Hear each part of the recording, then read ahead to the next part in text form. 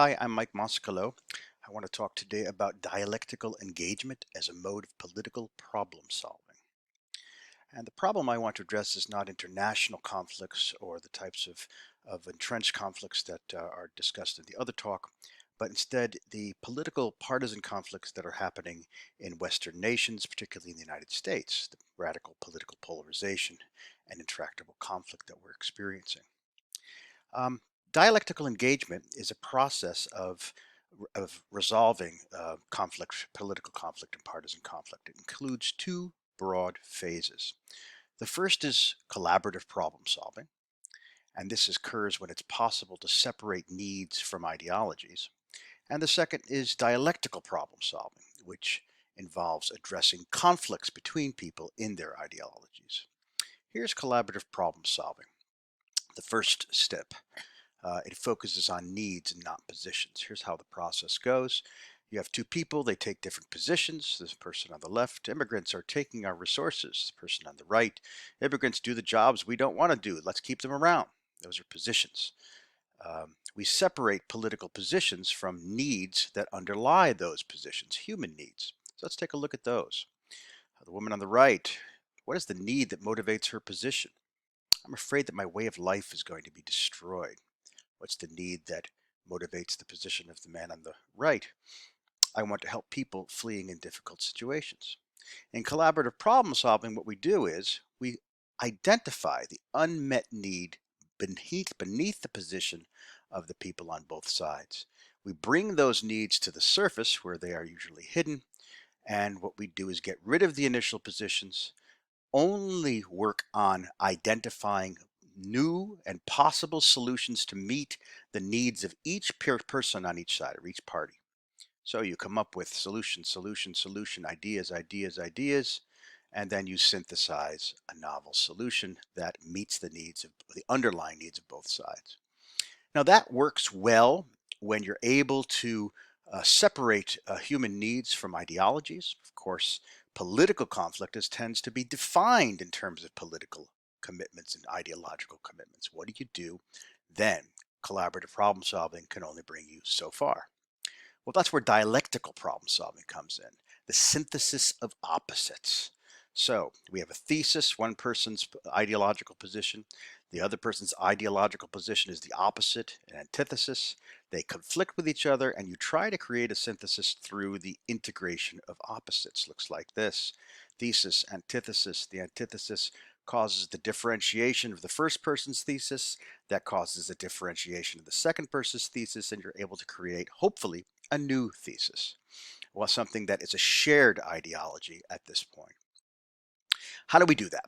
Well, one, you have the two parties, you seek out and understand the ideology of the other. You don't try to avoid it, you hit it head on. What are the ideological differences we have? Identify the contradictions and then squint. You look at the other person's ideologies and you squint really hard and you try to identify kernels of truth in the other person's ideology. You bracket the rest, the stuff you can't agree upon, and then you ask, how can my ideology, our ideologies, change by adjusting to the truths that I see in the other? So we tested this out. We're examining to see if this type of thing can work. We have a longitudinal study. It's currently ongoing. It's been going on for over a year. We have 6 participants of different political backgrounds. They were all taught the processes of collaborative and dialectical engagement, and they've engaged in mediated engagement on political issues. They've engaged in both collaborative problem solving and dialectical engagement. Here's the participants. There are 6 of them. They range from Republican to progressivist left to independents to libertarian, and they are male, female from different religious and racial backgrounds and ages. And so the first thing we discussed was the death penalty. And we started by just letting people talk about it in their normal ways, in the normal ways that they would deal with conflict, which is a debate. And what happens when you do that? This is before we engage in any collaborative problem solving. Let's take Maureen and Cliff, who are engaged in this process. Maureen says, I'm against capital punishment. It's warranted in only extreme cases. Cliff says, I'm for the death penalty when it's beyond reasonable doubt. Maureen says, no, it's got to be rare. It's got to be beyond any doubt at all. Cliff says, no, that there are some people who are evil. They don't belong on earth. Yeah, but wait a minute. In our death penalty, we execute innocent people of color all the time. Wait a minute. Whites put together, we put to death more whites than any other race in the United States. Well, what's the percentage of whites in the United States? And the debate continues. It goes back and forth and back and forth and back and forth, and there's no resolution. Let's see if we can do better. Step one, collaborative problem solving. What does that entail? We ask. Instead of talking about capital punishment, we change it to the underlying question or issue, the problem we're trying to solve. How do we respond to heinous crime? We're not going to debate capital punishment. We're going to ask, how do we solve the problem of heinous crime? And what do we do when we do that? We defined heinous crime: first degree premeditated murder, cruel, unrepentant, painful, humiliating, mass murder, killing of children, that sort of thing. When someone commits a heinous crime, what are our needs? Okay.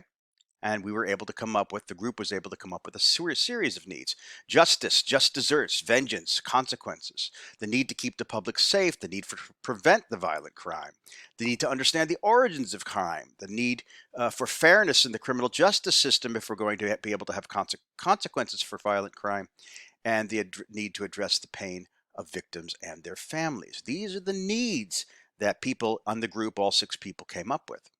At this point, we started to talk about, well, how do we meet these needs? And we came up with a lot of shared solutions. These are solutions on which people agreed. Keep the public safe through imprisonment, life imprisonment, rehabilitation if possible. How do you prevent? Fostering moral understanding in children, teaching restorative justice, teaching self-control in boys and men, addressing conceptions of masculinity, teaching people how not to be victims. How do you prevent? You have a national discussion of values. You have early childhood intervention, healthcare and mental health services, economic security. Again, all people are agreeing on these. Understanding the origins of crime, do research. How do we create fairness in the criminal justice system? You have fair procedures for incarceration. You address issues of race and socioeconomic status. You reorganize police values. You train police in community development skills, partnership approaches. We must address the needs of the pains of the victims through restorative justice, making amends to victims and showing, as long as they show self-transformation. These are the shared solutions that we came up with these needs. That's a lot as far as I'm concerned. Now, we didn't come up with shared solutions for this.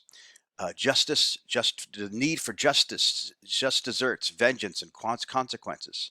The solution to that was, well, put people to death who have committed heinous crimes. Other people said they need consequences, but I don't know what. Perhaps restorative justice, perhaps public shaming.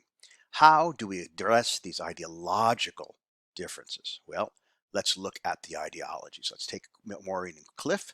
Let's look at their ideologies. What were they? In specific. Maureen, a Unitarian Universalist. She believes in the inherent dignity of all persons, and that some people have diminished responsibility and predisposing conditions. Some people are capable of redemption.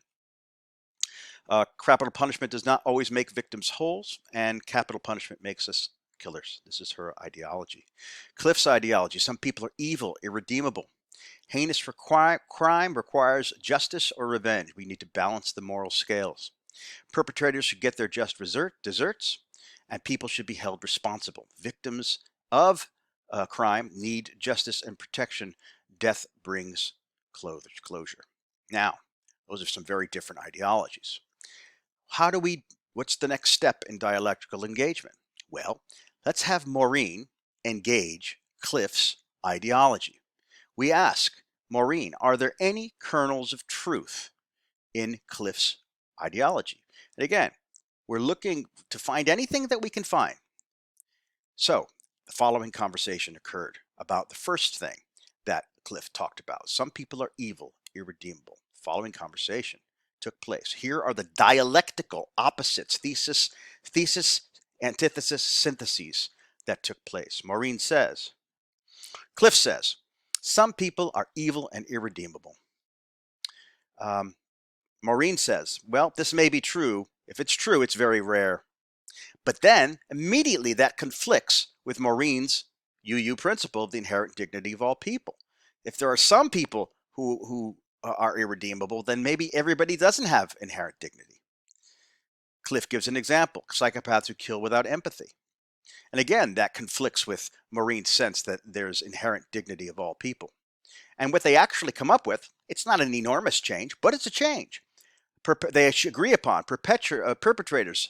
They agree on the idea that there is inherent dignity of almost all people, and both sides have difficulty with this. They're struggling. They don't feel good about it. Next idea.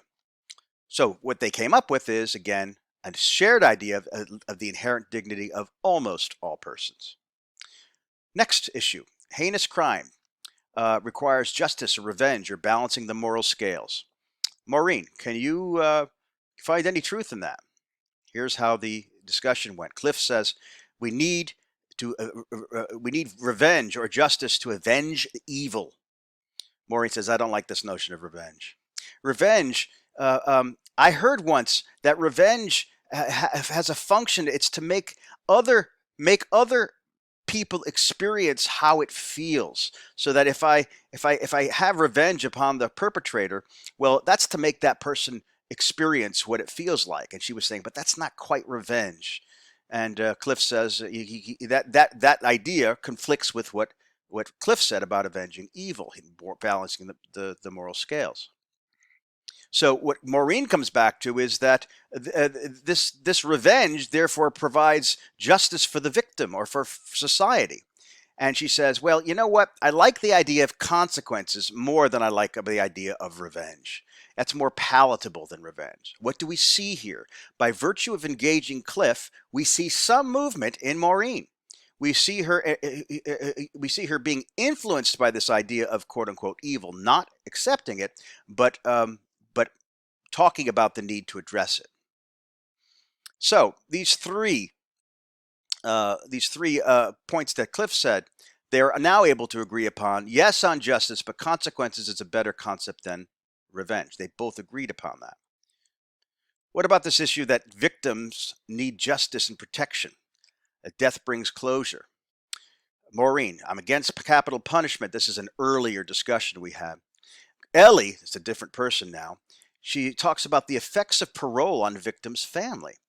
That when parole decisions come out, the victim's family have to relive the experience of the murder of a loved one. And this leads Maureen to say, geez, I haven't attended enough to victims' needs. And this conflicts with her notion of inherent dignity of all people. I should be attending to to the victims' needs as well as to the perpetrators. This leads her to the idea that anti-death penalty advocates like her do not adequately address the needs of victims' family movement. And that's what we see now, that Maureen has been able to accept or modify her positions in terms of Cliff's ideology. Then we switch turns. Now Cliff engages Maureen's beliefs. Are there any kernels of truth there? Cliff, do you see any kernels of truth in the idea of inherent dignity of almost all persons, that some people have diminished responsibility, that people are capable of redemption? He says, how can you not agree? What about that capital punishment doesn't always make victims whole? He agrees. Disagrees that capital punishment makes us killers. Conversation looked like this. Capital punishment makes us killers, says Maureen. No, capital punishment executes the collective will of the people. The mediator comes in and says, well, wait a minute. Doesn't somebody have to flip a switch and actually do the killing? Yes, says Cliff, that is killing. But society has to have laws to deter crime. The mediator says, well, would it be fair to say that you're differentiating legitimate killing from killing? And he says capital punishment is killing, but it is legitimate killing. And this conflicts with Maureen's notion that capital punishment makes us killers. So that is not resolved, although through the discussion, Cliff was able to have greater clarity about his own position. So What was the joint solution? Wow, as far as I'm concerned. Ideas about how to keep public safe, prevention, understanding the origins of heinous crime, fairness of the criminal justice system, addressing the pain of the victim were all solutions that came up through collaborative problem solving. The shared beliefs included the inherent dignity of most all persons, the idea that some people do commit heinous crimes, some people do have diminished capacity.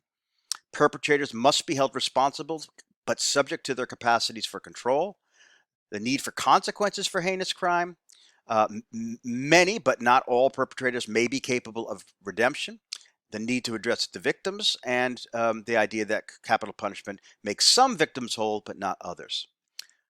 What we disagree about here, this is what's left undealt with, is Maureen believes that irredeemable people are rare, and perhaps we should have capital punishment, and that capital punishment makes us killers. Cliff believes that some people are evil and irredeemable. Perpetrators of heinous crimes should be put to death to get their just deserts. But both people have difficulty with these positions. They're not clear about them. They're ambivalent about them. Cliff, for example, is Catholic and has difficulty reconciling his idea that people are evil and irredeemable with his Catholic beliefs.